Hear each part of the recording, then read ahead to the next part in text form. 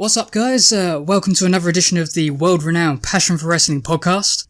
Today I'm your host, Anarchist. You might also know me as OC.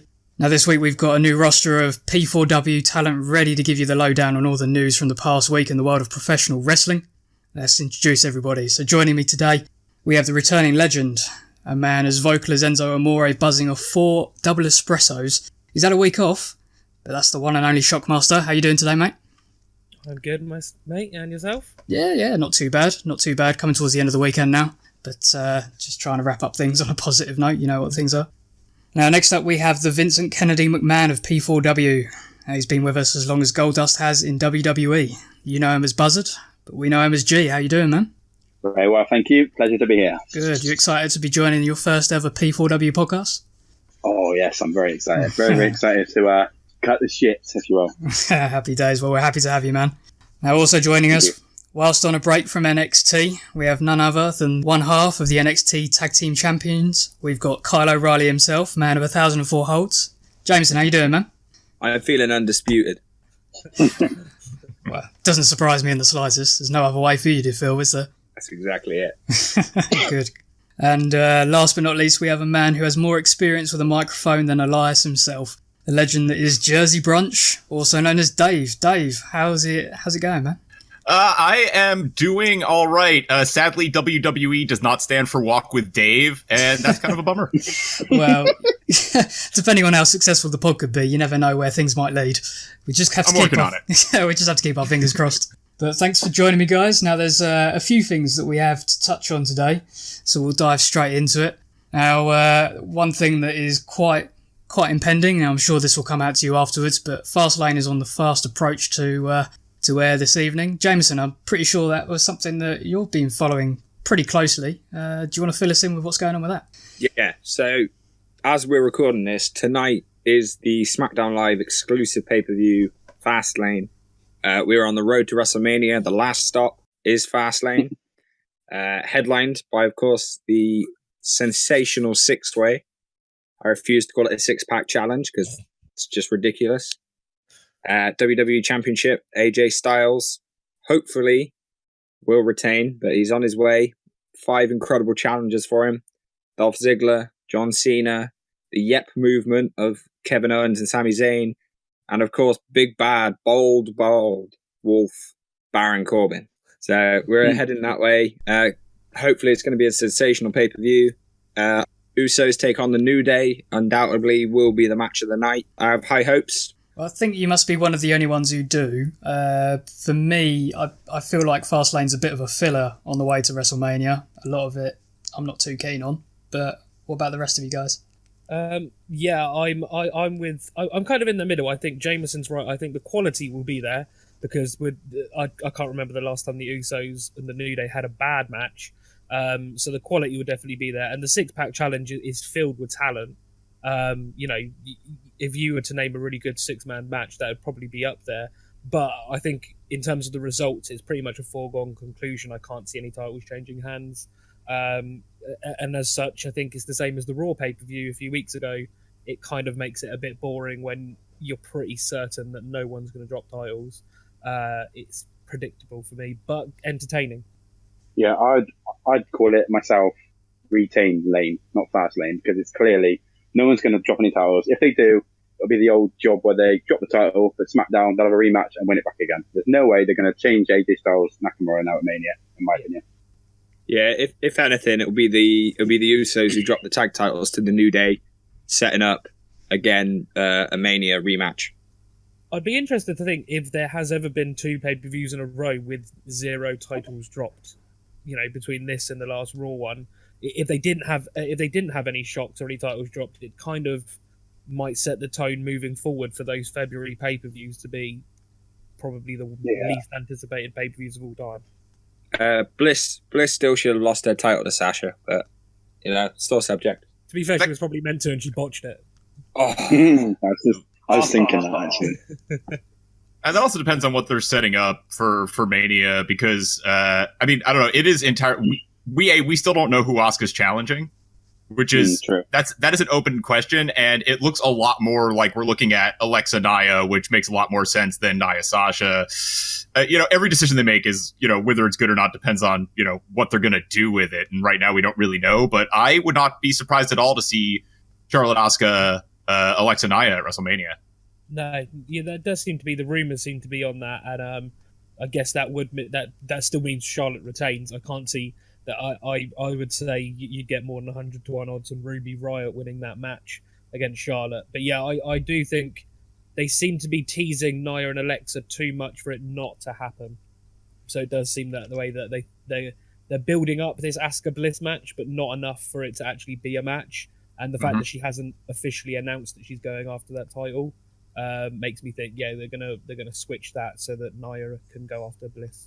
Well, both title matches for both brands now has completely opened up, in my opinion, seeing that Ronda Rousey has been signed for her mixed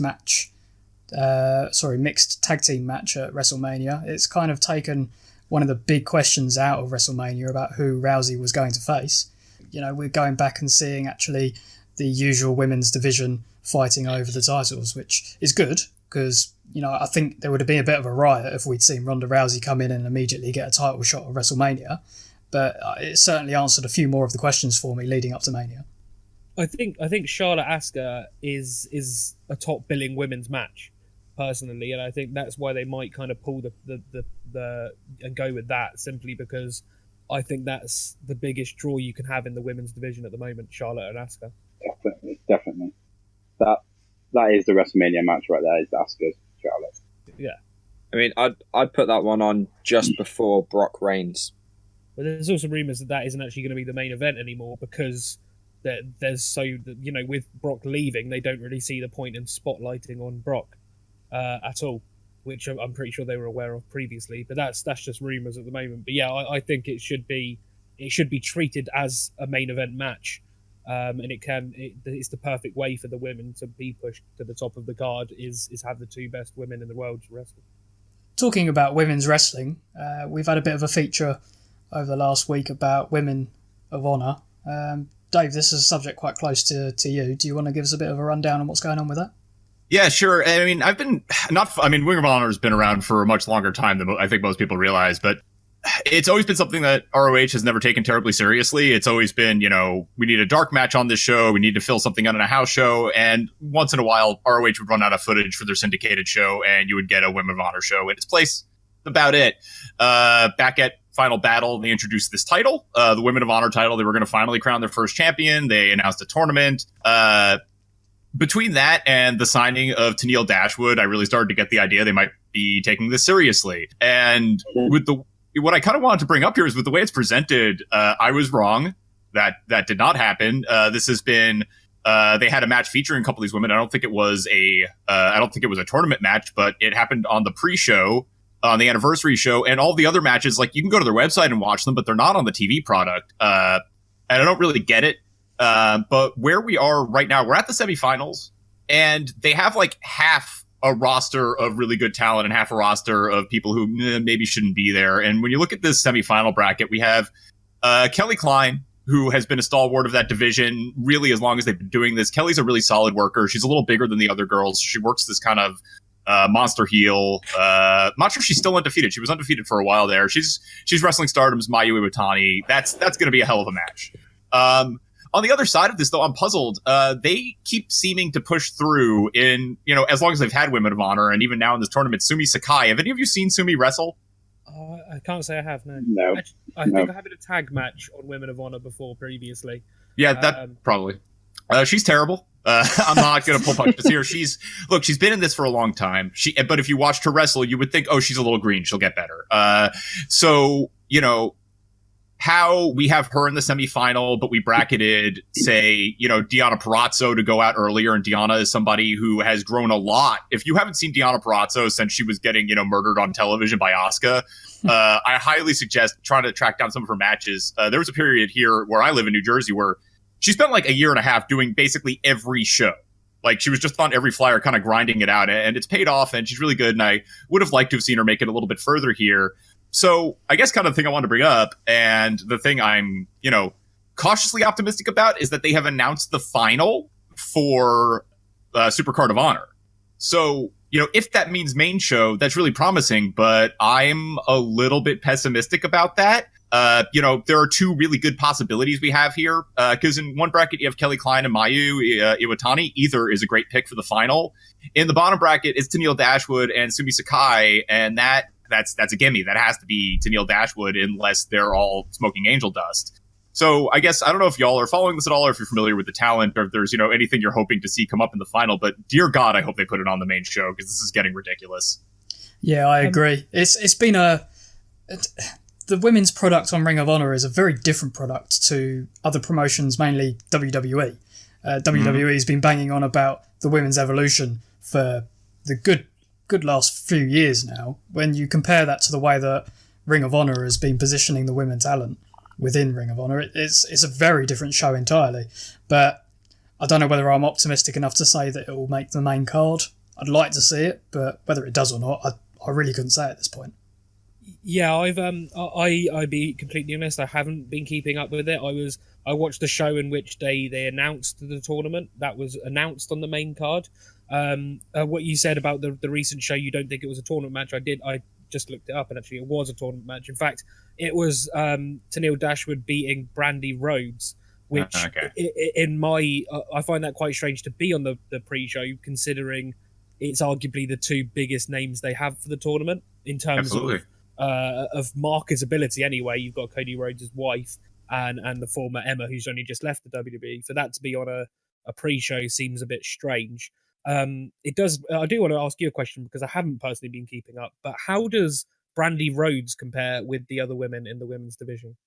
All right, so I've only seen a couple of the sort of the Brandy stuff they've put on the television show, which isn't that much, but I have seen her wrestle live at a Northeast Wrestling event. She's not bad.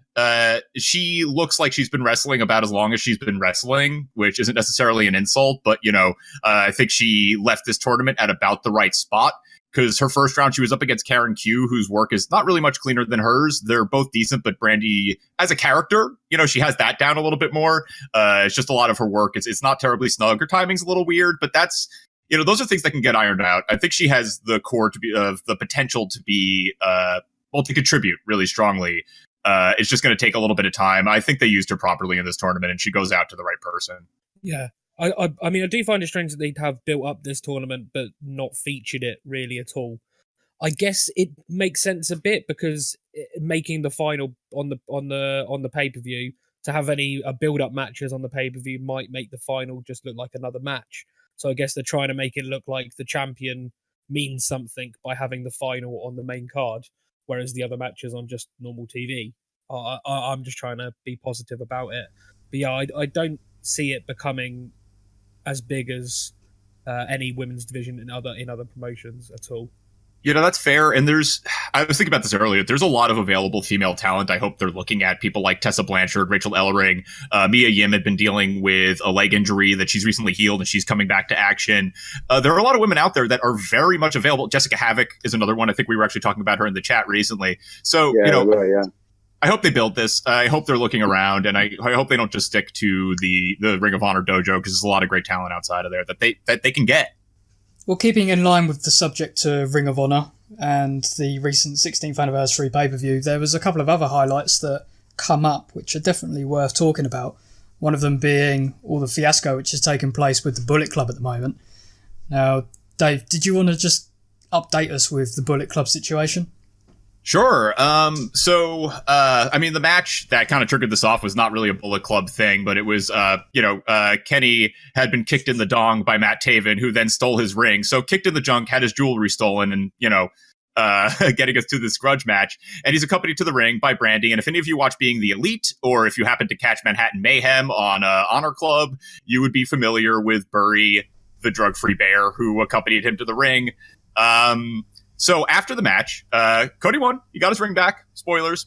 But Barry shoves him down and takes off the mascot mask. And I got to tell you, at that point, once he's taking the mask off, you had to know what was happening. Good brother Kenny Omega was underneath the mask, which explains why he was absent from night one of the New Japan Cup, because he was scheduled for a tag there. So that was a nice little bit of work. Some strange stuff going down here. And I mean, I don't know if y'all remember Cody during a match had kissed Ibushi on the lips and said, Kenny doesn't love you the way I do. Brandy does the same thing here where she kisses Kenny on the lips and, sounding like a right sexual predator is straight up going, you wanted it. I could see it. Tell Ibushi you're a fraud. There's a really weird like sexual psychodrama going on between the Golden Lovers and Cody and Brandy at this point, where you have, Kenny, who I guess is basically a furry now, in his probably more than friendly relationship with Kota Ibushi, and these two, just kind of snarky jerks from America who are, trying to mess with their love. It's weird, but I'm into it. Did you guys catch this, or did you see the footage of the moment? Are we trying to believe that Kota and Kenny are in a relationship with each other? They hinted at that very heavily during the original Golden Lovers run. I mean, you can go online and find there's straight up like cheesecake pictures of the two of them like posing together naked. Yeah, that's that's been this thing that's like unsaid but very much there. And even Kenny, when asked, has been. Nobody actually knows what his sexual orientation is, no. But when asked, he refuses to answer. He'll always say things like, I don't know what I am, or, whatever I am, it's not straight. He won't address it directly, which it's Kenny, so who knows? That's character work. It could be real, though the point is for us not to know. But that's something that's always kind of been there. And something I've always kind of appreciated about the Golden Lovers is it's not a joke. Like, they're not playing it for laughs. They don't make a big deal of it out of the ring, but there's just always a little bit of it there. And there are backstage pictures, but they honestly just kind of look like a cute couple. It's weird, but it works. Yeah, to be honest, that was the most confusing bit of that segment. I had no idea why she was kissing Kenny Omega or what the logic behind it was. It did look like she enjoyed that kiss far too much, though. Not that I'm trying to place put anything in the middle of their marriage or anything, but she really wanted to kiss Kenny Omega. But other than that, Kenny looked awkward, though. He did. He looked so awkward. Played it. He looked like she enjoyed it.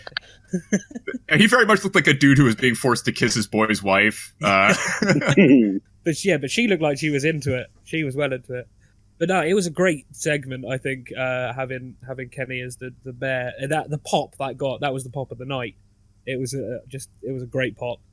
Oh yeah, and it was huge. Kenny played the bear so well and hit what must have been the softest V trigger of all time. Cody must have been lying down thinking that was beautiful. That felt so good. Yeah, Kenny Omega showed Dean Ambrose how to be a bear. Oh God! Now, if you could just show him how to work, that'd be great. Yeah, Jesus. It's definitely a great segment. I popped at it, but this is just a testament to the way that the Bullet Club is storytelling in the world of professional wrestling at the minute. They really know what works in ring and how to tell the story. And that segment just shows exactly why they are in the position that they are at the moment. Oh yeah, I mean, the best stuff with them is where they sort of take the reins from the promotions with the storytelling. I mean, the whole thing they did with Marty when they brought him in, Ring of Honor just wanted to tweet, hey, Marty Scurll's in Bullet Club. That whole storyline with poisoning Adam Cole and like slowly bring Marty in over like a month of BTE episodes, that was all them. So, you have to give them a lot of credit for, really not waiting for the promotion to tell the story, not waiting for the promotion to get the angle over. They're going to do it. They're going to make sure that they're making their money and people are watching. And yeah, I respect the hell out of that. Yeah, I mean, the New Japan way of announcing someone's in a stable is just genuinely them sat having a press conference, or they might just walk out in a t-shirt. There's never this kind of big thing about most people joining club stables. So yeah, the way they've taken it on and always had these kind of new and innovative ways of having people join the Bullet Club, I find really interesting. And to be honest, it has left so many questions. Like on the recent shows, Kota Ibushi and Kenny Omega have been teaming with Chase Evans, who's actually still a member of the Bullet Club, facing what's technically the Bullet Club, and then you've got the OG faction that don't seem to be conforming to the elite way of. So there's so many questions, but the way that they're telling the story and dragging it out is really good. And as you mentioned before, we were talking about it on the day, which was the strange fact that Chase Owens had teamed with Kota Ibushi the night before the Ring of Honor show. And I think me and you, Dave, both said, I wonder why Kenny's not there. And then it all kind of, it answered itself when it was a really good way of answering it. Yeah, that was a really good way of handling it, and I think it was good to. I don't know if it was on purpose that they had him scheduled knowing he wasn't going to be there, and then pulled him to build the intrigue. But even if it was an accident, that's a very happy accident. It works. It worked really well. Yeah, absolutely. It was really it made a lot of sense because it did for a split second. You did wonder why Kenny Omega wasn't at that show. At the same token, why he hasn't recently been in the New Japan Cup. It seems quite strange, but then he's come out and had this.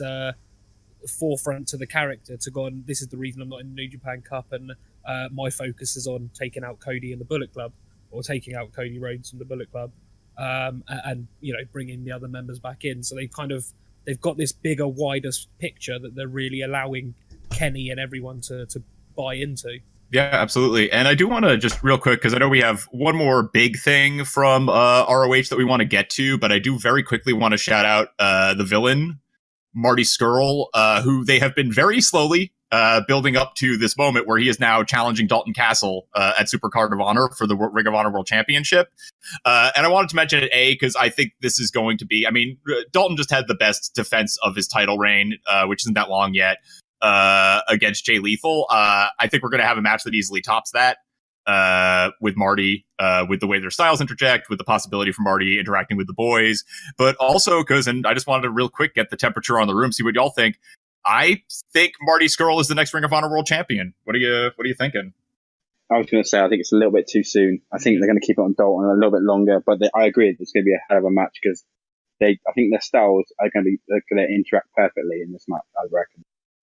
Yeah, they've both got a lot of charisma between the two of them. It will be it'll be entertaining as hell, to be completely honest, and it'll be a good match. I don't think he's ready yet. I think there's still a little bit more to this Marty Bullet Club villain club thing that they're going to have to play out.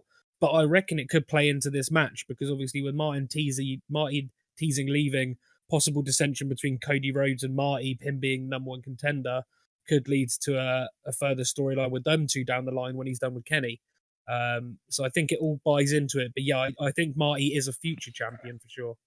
Yeah, I'm really excited to see where this goes, to be perfectly honest. When Marty turned up in that purple jacket, he looked damn good. But I'd love to see Marty with the belt. I think he's very deserving of the belt, but I'm inclined to agree that actually it's not his time quite yet. Perhaps they would develop the story a little bit further. And like Shock says, maybe see what happens with Marty and the Bullet Club, whether he's actually going to break off and have his own little villain club. He's hinted at that over the last week, sending tweets out about how he's hiring at the moment. So, yeah, I think it's a bit of an open book at the minute, but just have to see where it goes. Yeah, I'm just sort of the opinion that I don't know how long ROH can actually keep the title off of him. Looking at the reactions that he's getting, nobody is as close to, and just being in, going to the live shows, and, it's harder to tell watching the pay-per-views, but even there, nobody's getting the reactions that Marty Scurll is. And they have done a little bit of a build to this, but it's been kind of slow and a little goofy. So I could see them pushing off on it a little bit. But as soon as Dalton won it, and I don't know, maybe I'm alone here, but I assumed Dalton was going to have a very short title reign. And I love him, and I was very happy to see him win. But he is, he's a very character-heavy, gimmick-heavy guy who it can be a good babyface chasing, like he spent the better part of last year doing. I don't know if they need to keep the belt on him. My assumption was they were going to have him hold it just long enough so that when he loses it, we'll miss it. And I don't know that actually takes very long, but, I could see them going a little further with him, but I would not at all be surprised if he's not long for that title. Yeah, I agree. I wasn't expecting him to have the title for as long as he has at this stage. Yeah. But equally, there's a roster of big talent on Ring of Honor at the moment. And like you say, Marty Scurll is one of the biggest, most popular talents on the roster at the moment. He's getting incredible pops from the crowd. The fans are behind him, not just in ring, but, they're going crazy for him outside of the ring on all of his social media. So it's hard to believe that Ring of Honor won't capitalise on that and ultimately put the title on him. But, in terms of how long Dalton Castle will keep the title, it's a difficult question to answer. I always thought it was destined to go back onto Cody, to be honest. I think the exposure the ROH title was getting, being on Cody, was fantastic for ROH. And I thought immediately from Dalton winning, they were winning to capitalise on his popularity at the time, but I did think it was destined to go back to Cody to regain its maximum exposure, because outside of ROH, Dalton Castle doesn't do much. Whereas obviously Cody is a huge publicity figure for ROH. Yeah, absolutely. I actually had when I was leaving Final Battle, because I was there when Dalton won it. That's the exact conversation I had with my wife is exactly what you just said. So maybe there's a longer term plan to get it on back on Cody, but I actually thought Cody would have it back by now. He hasn't actually had a rematch, I don't believe, though, at all. No, just like they haven't even played to it, which I found quite strange. Maybe they are keeping him away from the title for a while, and then he just shows up and gets that title match back. But yeah, there doesn't seem to be any build towards Cody Rhodes getting the title back at all. Austin Aries made a bit of a shock return this week, but had something which we didn't think we were going to see on Ring of Honor for a long, long time. Dave? No. What happened there? I did want to also point out that like this really saved a segment because I like Kenny King and Silas Young, but that match was weird and it ended weird. You can go ahead and read the review on passionforwrestling.com if you want to see exactly how weird I thought it was. But yeah, Austin Aries comes out, looking like a tiny shades wearing Ultimo Dragon, and one of those titles was the Impact Championship. I wasn't so surprised to see Impact talent on Ring of Honor because, Cody was competing on Impact at least a little when he came over to Ring of Honor. He was doing both. But seeing that belt on Ring of Honor programming, I mean, I don't know how much there really is to say about it, but I'm hoping we're moving towards more an industry where these companies who are not WWE realize that co-promoting, sharing talent, and sharing funds and resources to promote shows and to get their talent onto more shows is the way to compete with WWE, because no one of these companies is doing it. So I was happy to see it there. Maybe I'm reading too much into it, but I don't know. What do you guys think? I hate that belt. The Impact style. It looks like it's got a sticker over the front, doesn't it? It does. It's the Global Force belt with a sticker over it that says Impact. Yeah, it is an ugly. It's crazy how they haven't addressed that yet. It's mental. It's awful. I'm waiting for one day for the champion to walk down to the ring and the sticker to fall off and just be like, crap. In fairness, they've rebranded so many times that they're probably just like, what's the point anymore? We're not going to keep buying new belts. Let's just keep the same belt. What they should do is just have a belt that says heavyweight title, and that way it can move between promotions. Just do an old school ECW and get a WWE title and change it slightly. Yeah. But do you think that Impact endorsed Aries bringing the title onto Ring of Honor? Because it seems, if we were having this conversation maybe 5 years ago, this would never have happened. We would never have seen that title on Ring of Honor. But, it's obviously gone through quite a substantial few changes over the last few years to the position where it is now. But do you think Impact really gave Aries the nod to say, yeah, go on, take it with you? Yeah, from what I've read, there's not been any. This is completely it's completely rumor based, but from what I've read, there has been no communication between ROH and Impact Wrestling about this. Austin Aries is on an open contract; he can do what the hell he wants. But he did make Impact Wrestling aware of what was happening, and they openly agreed to him doing it. Impact Wrestling are kind of promoting this. Wrestlers can use our platform to make themselves bigger, and if they want to go elsewhere, like signing off the Broken Universe to Matt Hardy, and like allowing EC3 to take EC3 away, they seem to be a lot more open to this. I think that they see how far their talent roster's kind of gone down from people leaving and having these unfair contracts, and they're being a lot more open to their talent, and I think from their point of view as well, getting any exposure is good exposure. So having the Impact title on Austin Aries, or being one of his many titles that he's going around calling himself the belt collector, really does help the promotion. So it might be the start of something way down the line, and I think, like Dave, I'm really hoping that one day it will be, in terms of every promotion working together that's outside the WB to see that they can build each other up. But for now, I just think it was more of a, you're going to be on that show, fine, you take our title and do what you need to do. I think there's a saying that there's no such thing as bad publicity. So it was obviously for exposure needs, they were definitely in the right to do it, to be honest. Absolutely, yeah. I'm not really sure what else there is to say on that. He showed up with a belt. Yeah, yeah. I think that at the end of the day, there's an easy way to look into it a lot more than it has been done. But yeah, sure. In the end of the day, it was just a man showing up with a belt from another promotion. He showed up with the Defiant Wrestling title, and I don't think anyone's claiming that Wade Barrett's going to debut in ROH anytime soon. So Well, he's Marty's dad, so maybe. It's got Yeah. Like, he's not under a contract dispute like you had with Ric Flair in the 80s, and he hasn't thrown it in the bin like Alundra Blaze. So, Oh God. I don't think anyone's going to be a bit upset about it. I did find it quite strange that they brought back Austin Aries to seemingly go after the TV title, though. I don't know if I'm just looking into that too much, but Austin Aries was a perennial ROH main eventer, and he's kind of showed up going after their mid-card title to return. I don't know if that's, for me, I felt a bit strange. I don't know if for anyone else what they thought of it. It's just because he can't fit any other belts on his arm. They're all too big. So, any more and he'll topple over to one side. So he went after the small belts. Yeah, I mean, there's definitely an element too, if you really wanted to read into it, that if he's a top title holder in Impact and a mid-card title holder or a contestant for a mid-card title or contender for a mid-card title in ROH, what does that say about the relative importance of the two promotions? At the same time, I think that's one of those conversations that, people like us, smart marks, get into that don't actually have, necessarily any significance, really. You know what I mean? Yeah, I think it's more just placement, isn't it? It'd be better to go in after this title because, in all honesty, for a good few months, the ROH TV title has suffered from a bit of a frail storyline in the Silas Young, Kenny King, who are two guys. Silas Young did used to be very over, but he seems to have lost a lot of his momentum now. And Kenny King, wrestling fans seem to care a lot less of him than the ROH do, talking about how he was on The Bachelorette. Yeah, and I mean, I like Kenny King, but there is a certain star quality that's not there. But that belt has taken a bit of a beating ever since Skrull lost it. Like Kushida was a good champion, but not around that much. And before that, you had Bobby Fish had this phenomenal title reign.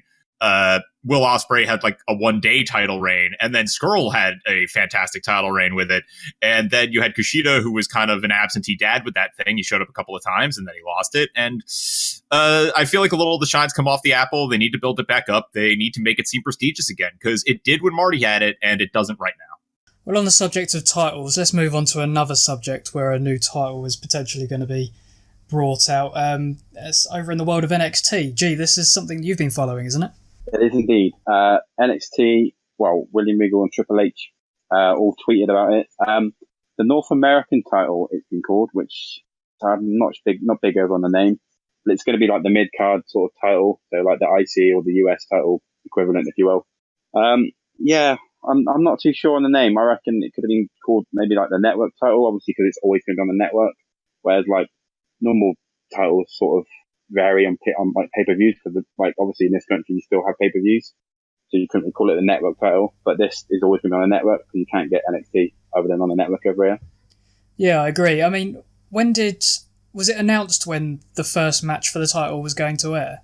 It's going to be at the New Orleans takeover, but it's not been confirmed yet, but I think there's a couple of names that have been released, and that's EC3. And I think Ricochet as well. I think obviously the two new guys are going to debut in that match. Okay, so some good name value already on the card for that match. Wait to see who else is announced for it. I mean, I'm a bit surprised that they did decide to announce this as a separate title for NXT. I thought it would be a better direction to utilise the UK Championship personally, but I mean, they've obviously made the decision to debut this new belt, and they will do it at New Orleans.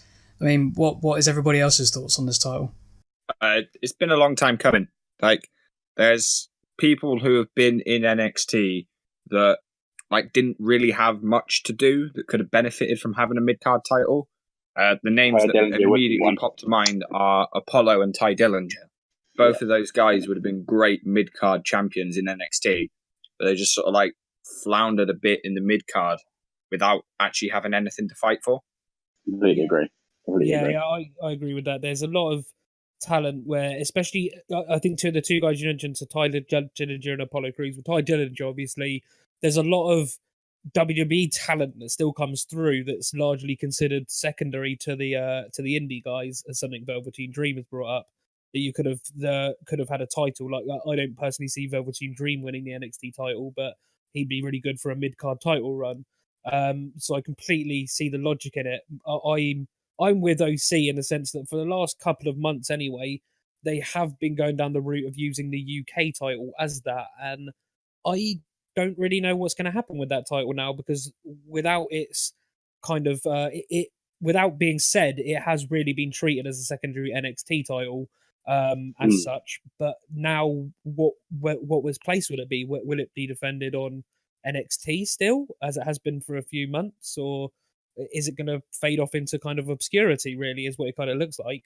At this point, it almost feels like that belt, and I agree, it seemed like it was becoming that mid-card belt, and now it's just, what is it, just part of Pete Dunne's entrance gear, more or less? It's kind of where it feels where it's at, and that's the other part is, what happens with Pete Dunne, because I understand, and I think this is something that came up in the chat, that he's not the prototypical WWE heel, but he's this great, mean, ugly, little troll-looking dude with incredible skills, you know what I mean? And to just have him as like, here's an attraction match with the UK belt, and if there's not a real division behind it, it feels like a waste to me. So I am a little concerned about Pete Dunne's spot and what the spot of that belt's going to be as well. So that's thinking about the North American belt doesn't make me think about the North American belt so much as, hey, what the hell about the UK title?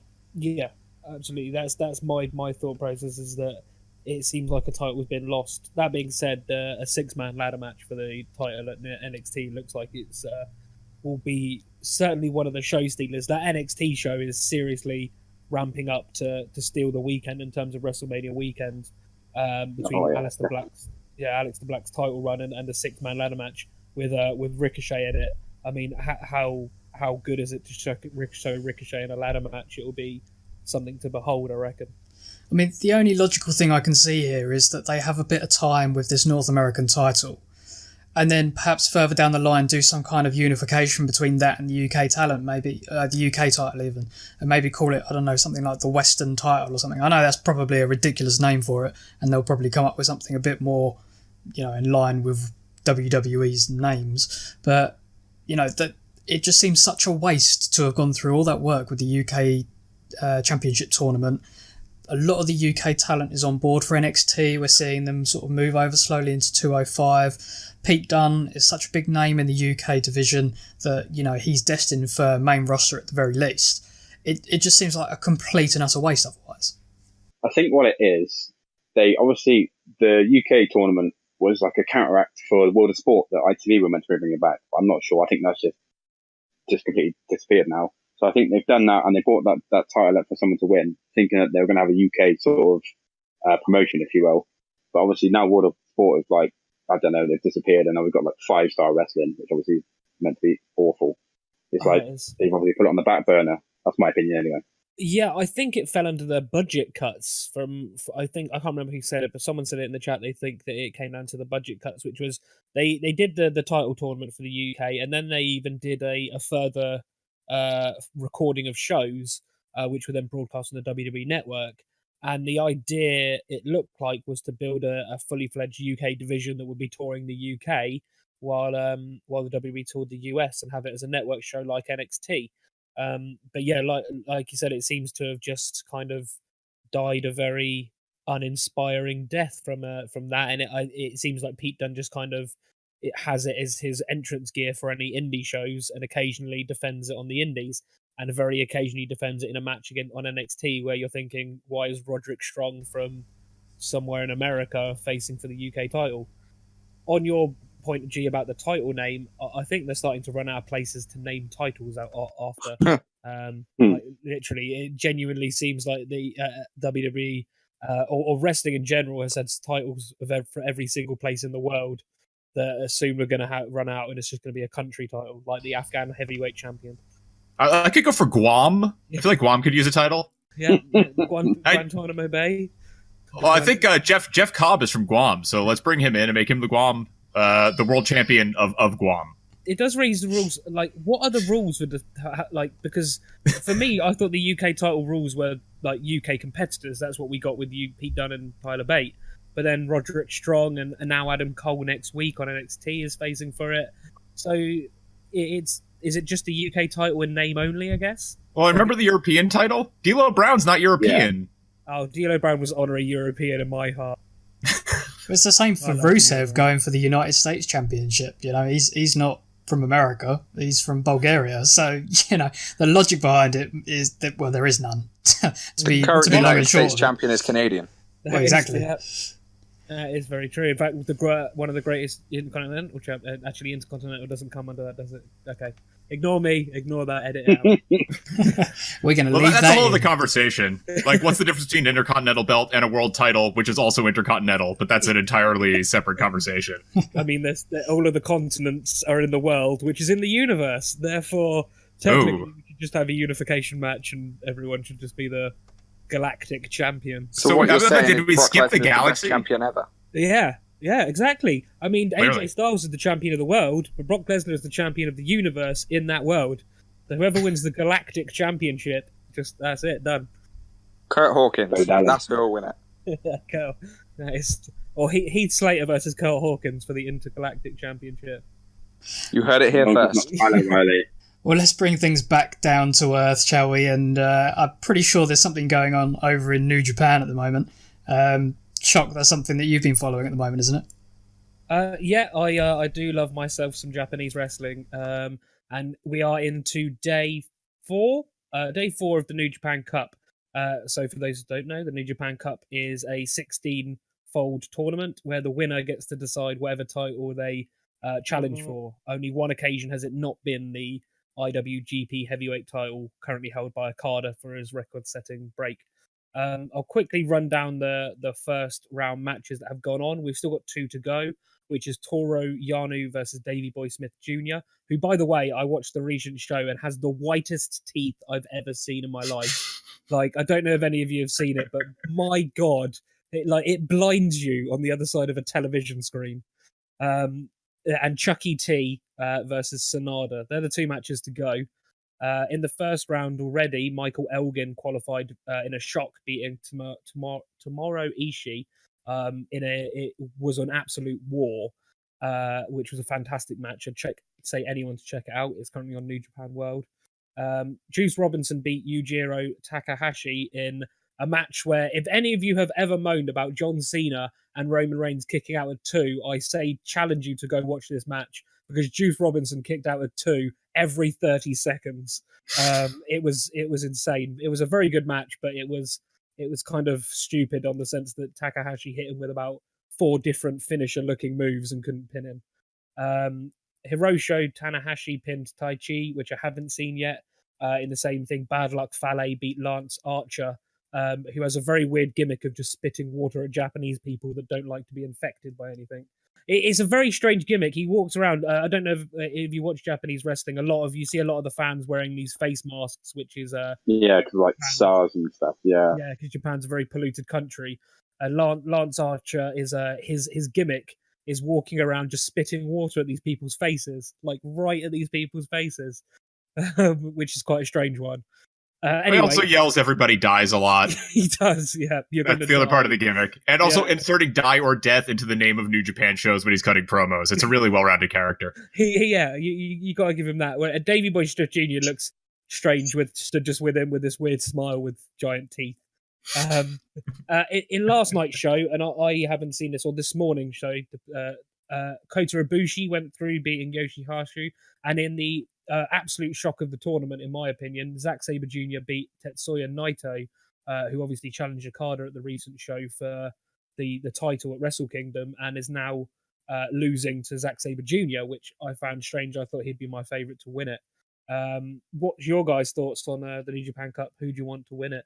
Well, Naito was my favourite, so I'm a bit gutted that he's gone. I'm a very big Naito guy, to be fair. I hope he does beat Okada at Wrestle Kingdom. Yeah, I was really shocked in terms of Naito not winning the title, first of all, of Okada, and going out today as well. He is clearly by far the most over guy on New Japan shows. And it seems quite strange that they're hell-bent on Okada being pushed into this record-setting title reign at the moment. I also find it quite strange that Michael Elgin won. Obviously, there's a lot of bad publicity he's got in America at the moment that seems to be kind of completely ignored in terms of his New Japan bookings. Yeah. I wonder if people in Japan are even following that, though. Like, I was actually more surprised. In my head, it's more just really Elgin over Tomohiro Ishii. It was more that was puzzling. I get why, Elgin tries to do a show here and he gets booed out of the building. In Japan, they may just really not be paying attention to that. I can't really say. But him going over Ishii just seems weird to me because Ishii's Ishii, and Ishii is like super dope and has a really strong following there. And it seems, maybe I'm wrong, but it seems like as a part of Chaos, he's bigger than Elgin, just as a star there. So that's a little bit puzzling to me. Yeah, I agree. I see what you. Yeah, I was going to jump up pretty much exactly what you said, Chalk. I mean, I understand Dave's point about whether he was actually worthy of going over against a talent like that, but it just seemed a bit shocking to me that Elgin was even included or even managed to progress in the tournament itself, given that he's got all this bad publicity behind him. But maybe that's just something that is being followed outside of Japan. Who knows? Yeah, one thing I did want to quick mention, Tetsuya Naito has been very outspoken about the tournament itself. One thing he said was, how many people in this tournament have actually won a match in the last year's time? And I found that a very strange thing. I looked into it, actually, and it turns out that Bad Luck Fale, only his last singles match was in last year's New Japan Cup. Juice Robinson and Takahashi, who faced each other in the first round, haven't had a singles match in New Japan since August last year. Takahashi has been in 9 New Japan Cups and only won 3 matches. But yeah, is there every year. So I'm wondering if Naito is being punished slightly for being kind of very critical about the cup and how it seems to start off with a lot of people that don't really get many wins. For instance, Toru Yanu's facing Davey Boy Smith Jr., who again hasn't had a singles match since last year's New Japan Cup, in which he lost in the first round, which was his first singles match from the New Japan Cup the year before, which he lost in the first round. Basically, I could go on, but it's happened in 4 years in a row that Davey Boy Smith Jr. has had one singles match a year and lost it in the first round of each New Japan Cup. I just want to throw this out there. Two things. One, I really hope Yano goes over there. But 2 is just before we get too worked up about Tetsuya Naito, didn't Kenny Omega get eliminated in the first round last year? Yeah, he did. He went on to have a really huge year. So I'm just saying, maybe not. This might be nothing. It could be something, but it could easily be nothing. Well, they do tend to the New Japan Cup to have a lot of shocks. Bad Luck Fale was in last year's final. He's a guy that you rarely see outside of 6-man tags or on the outside of the ring. And he's regularly been in the semi-final and final for the New Japan Cup. So, like you said, in terms of the actual results of the tournament, and it's normally just there for the winner, and then everything else is not to be taken too seriously.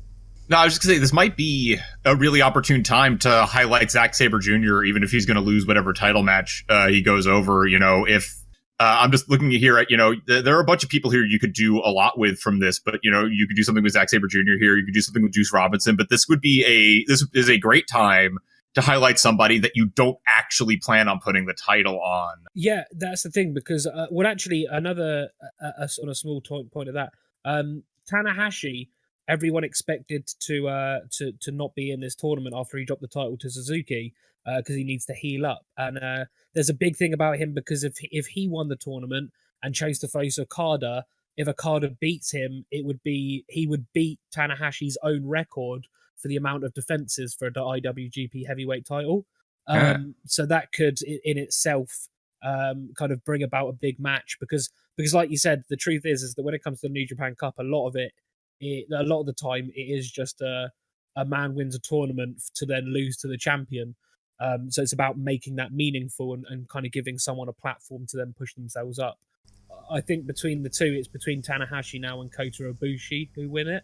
But then my pick was Tetsuya Naito to win it altogether, and he hasn't. So, I could be completely wrong. It'd be interesting to see if Ibushi actually goes through and actually succeeds in winning the cup, only to challenge Okada at, late down the line. Because if Ibushi is able to take the title off of Okada, that's something that he's got over Omega, which could potentially cause conflict further down the line.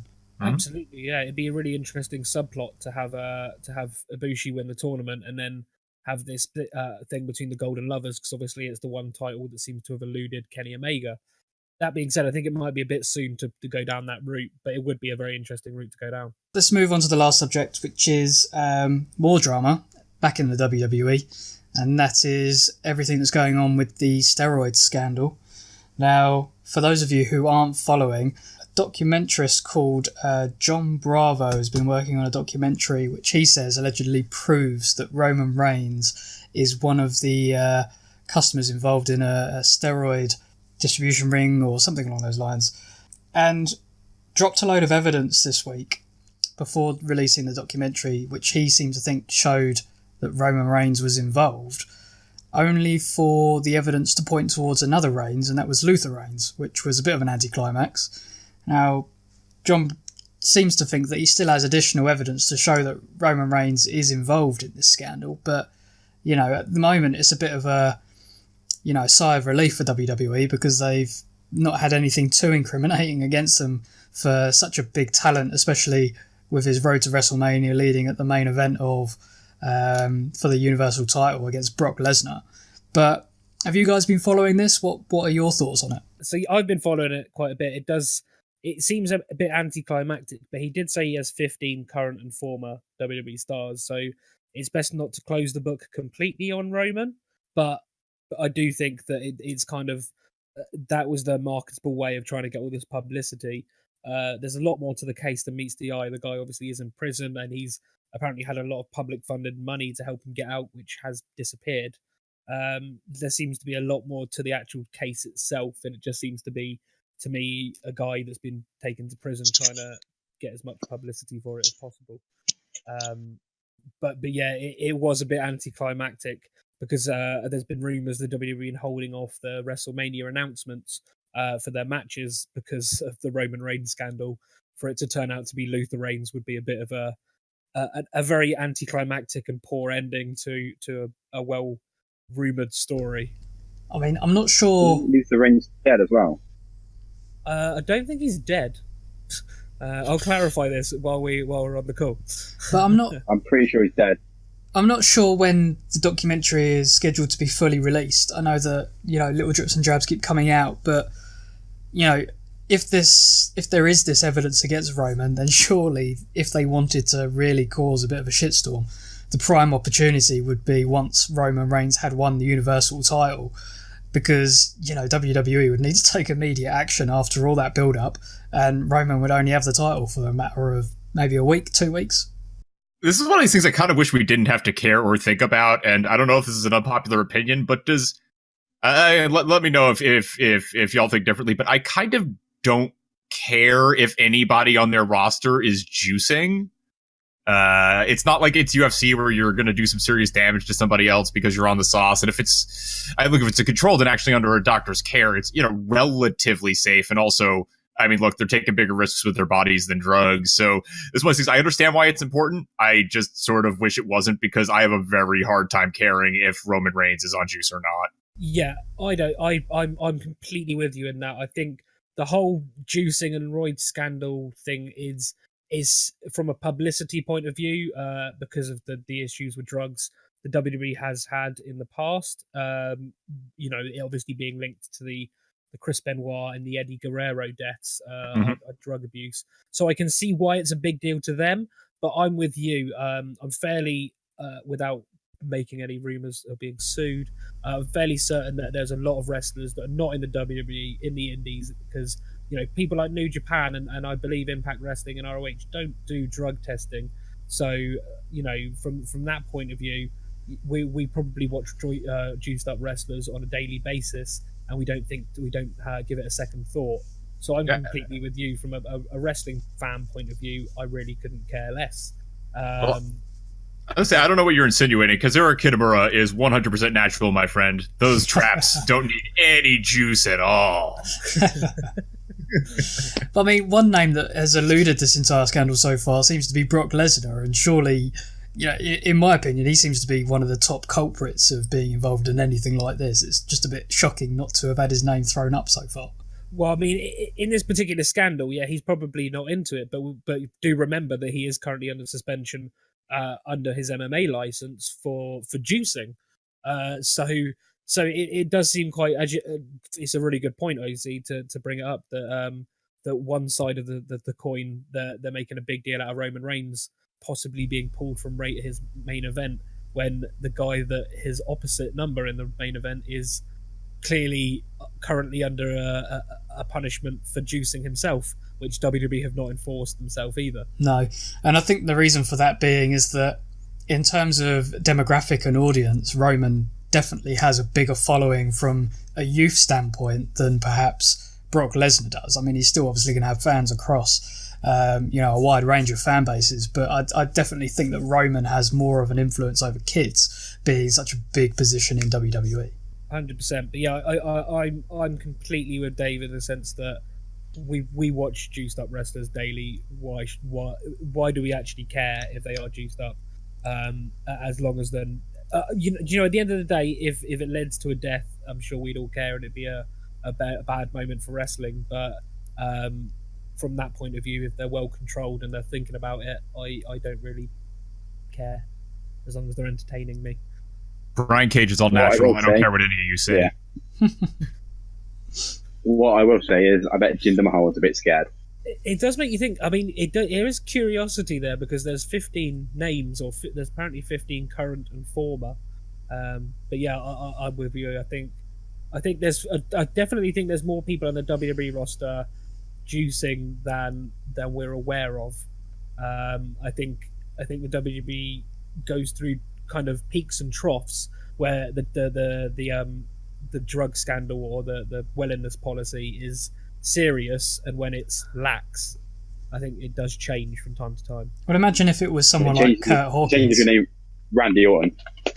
Yeah, exactly. Randy Orton is managed to get 2 strikes in 6 months on his wellness policy, and then somehow has now survived a decade without one. Which I struggle to believe that's the case. But if you imagine someone like Kurt Hawkins coming forward as part of this scandal, no one would give 2 shits. But it's simply because of the name value associated with the scandal.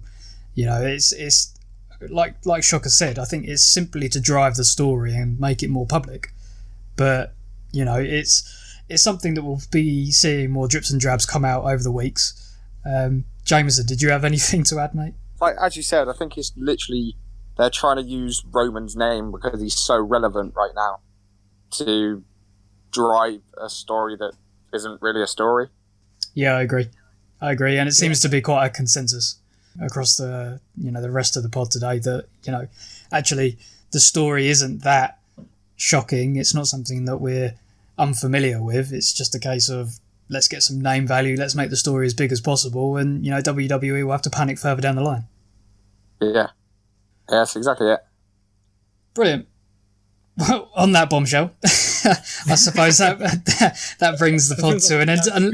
Is there anything anybody else wanted to get covered today? I have literally only watched Ring of Honor wrestling in the last week and a half, so that's all I got, man. Brilliant. I mean, to be fair, I think we've covered most of the big stories over the last week. If anything else comes up, I suppose the big draw tonight is going to be Fastlane. This will come out to you after Fastlane, so I'm sure we'll touch on that further down the line. But yeah, that seems to be most of the big stories for the week. So that brings the pod towards the end. So yeah, thanks ever so much for joining me, guys. Let's run through a few things on how these guys can get in contact with us. So we've got the Passion for Wrestling Facebook page, which is facebook.com/P4 Wrestling. We've got the Wolfpack page as well, which is facebook.com/P4W Wolfpack. We've got the Twitter, which is at P4W Wolfpack, and the Insta, which is at P4W_Wolfpack. I do hope you're writing all of these down because I'm not saying them again. And we've also got the YouTube. If you search for Passion for Wrestling on YouTube, you will find all of our videos, including all our previous pods and up to episode 3 of Being the Marks. Now, we've also got the Passion for Wrestling website, which is www.passion4wrestling.com. Just to clarify, it is the number 4. Definitely check it out because you'll see all of our social media on there, and you'll also get access to all of our articles and all the news that's going on in the world of professional wrestling right now. We've also got a little bit of a plug from our, resident podcast celebrity, as it were. Dave, you run a separate little podcast going on. Did you want to tell us a little bit about that?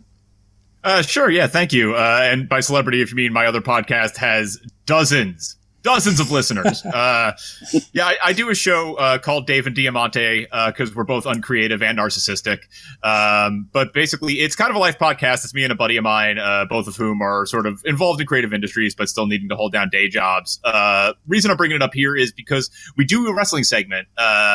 We started actually alternating episodes. We used to do a hip hop segment and a wrestling segment on every episode. Now we're alternating weeks so we can have longer conversations. But basically, I'm showing my podcast partner, Adrian, wrestling matches and different wrestling media when he hasn't watched since like 1997.